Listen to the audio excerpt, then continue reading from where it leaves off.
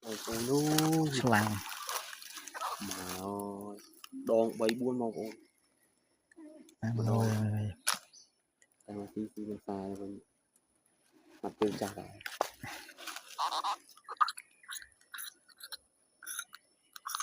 rồi phần nào nay ấy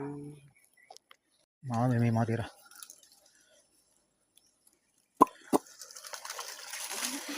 nhiều đi nè cô lòng không mẹ này mẹ cô lắm này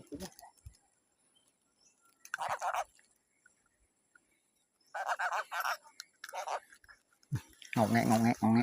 sang đây pia mày pia chứ là nào bán hén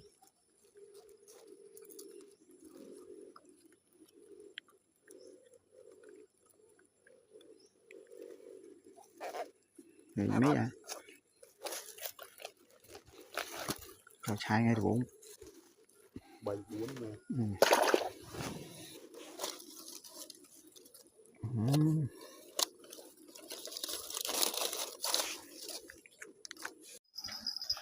mồi mày cô lòng á